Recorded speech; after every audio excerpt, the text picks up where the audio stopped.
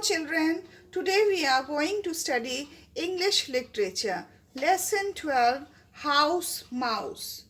Children, this is the story of an old woman who lived all alone in her house. She had no friends and no relation with her neighbors. All the day she used to keep herself busy in doing her household works. As she had no friends and no relationship with her neighbors, she was living a frustrated life. One day, while cleaning her kitchen floor, she met with an accident. A mouse who was living in the old lady's house helped her. Children, let us read and understand the first page. Mrs. Melody had no children, no friends, no cat, no dog, and no parrot. She lived alone. When people said good morning to her, she scowled. When the postman brought her letters, she opened the door the smallest crack to take them. In the banged it shut again. All day long she cleaned her house, wiped the windows, polished the furniture, and scrubbed the sink. Nobody even came to her house. Under her sink there lived a mouse. He was lonely too. He did no harm to the house. He didn't eat the cheese. He didn't make holes in the woodwork, and he didn't leave dirty paw marks on the shelf. He found all his food outdoors and came indoor only to get some company. Children, let us understand the first page. Mrs. Melody, an old lady, lived in her house. Since she had no children, she was all alone. She also did not have any pets like a cat, a dog, or a parrot. And she had no friends also. As she was living all alone, she had a frustrated life, which means she used to get angry on people very soon. If anybody used to wish her, she used to stare at him angrily. Even when the postman used to bring her letters, she never opened the door properly and used to close it with full swing. The whole day she used to keep herself busy in cleaning her house. There was a mouse who lived in Mrs. Melody's house. He was also alone, but he never harmed Mrs. Melody, neither damaged anything in the house. He used to go out to eat. Then let us read the second page. But Mrs. Melody didn't like mice. When she caught the sight of him, she yelled as if a tiger had come into the kitchen. This frightened the mouse away. But the mouse did not stay away for long because he was very lonely. So he came back to Mrs. Melody and lived under the sink and tried to keep out of her way. One day, Mrs. Melody spent the morning dusting everything in the house. Afterwards, she washed the dusters and hung them out side by side to dry on the clothesline in the garden. Then she emptied out the soapy water but dropped the soap. When she bent to pick it up, she slipped and fell on the kitchen floor. The mouse was scared to find Mrs. Melody lying on the floor with her eyes shut. He ran round and round her. He even tickled her chin with his sharp little nose. But nothing would wake her up. When Mrs. Melody did wake up, she found she could not move.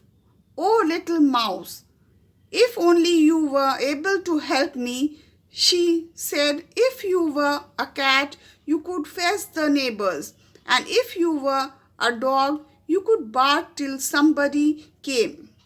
If you were a parrot, you could shout, "Help, help." But I don't think a mouse can do anything at all. But the mouse ran out into the garden and looked around. On the clothesline, Mrs. Melody's dusters were blowing in the wind. Then the mouse had a great idea. He ran up the post that held the line and began to nibble at the dusters. He bit till the first duster looked like a big H. Then he attacked the next and nibbled it into an E. The third duster became an L and the last a P.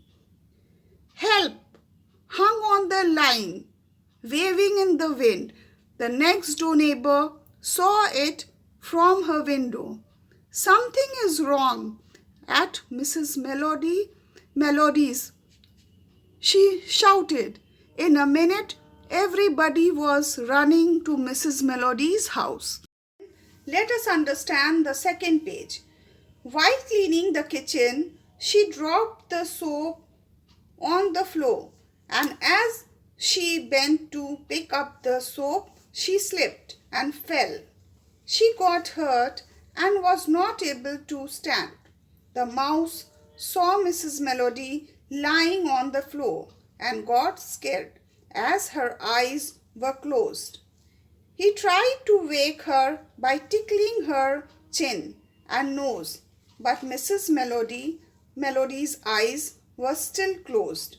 After some time, when she opened her eyes, she saw the mouse and said that if you were a cat, you could have brought neighbors for help. If you were a dog, you had barked and called someone, or if you were a parrot, you would have shouted for help. She said, "I don't think you can help me." Now the mouse ran into the garden, somehow managed to give a shape of the word help by the dusters, which were on the clothesline. When the next door neighbor saw the word help hung on the clothesline, she understood that something was wrong. Now many people had come to Mrs. Melody's house. Children, let us read the third page. The mouse went back underneath the sink. Soon the doctor arrived and then the ambulance. Mrs. Melody was taken to the hospital. Mrs. Melody had broken her leg. Everyone was kind to her and the neighbors brought her sweets and fruits and flowers. Mrs. Melody began to smile when she saw them coming, and she also smiled at the nurses and the doctors and even at the other patients. She became quite a popular old lady in the ward.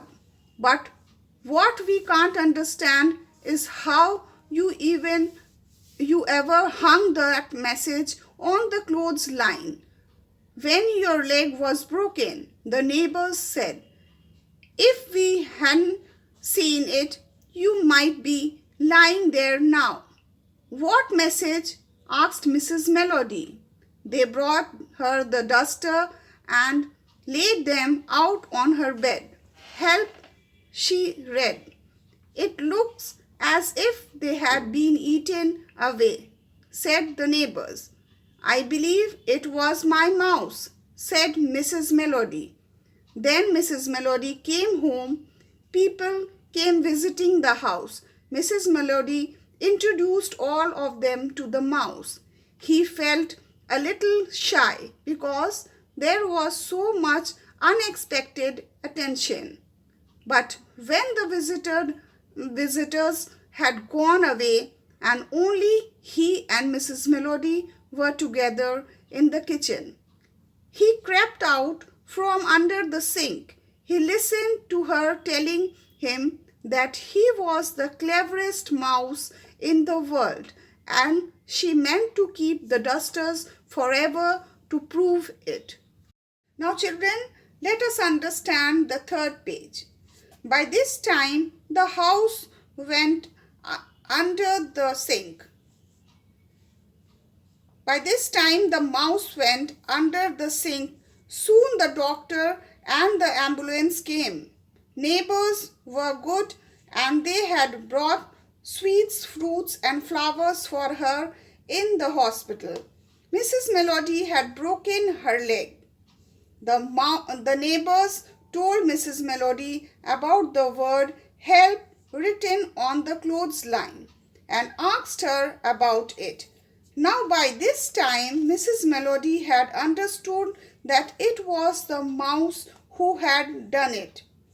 When Mrs. Melody came home, her neighbors came to meet her. She felt shy because her neighbors had paid full attention on her. Mrs. Melody introduced them to the mouse. When all of them went away, the mouse came out from under the sink.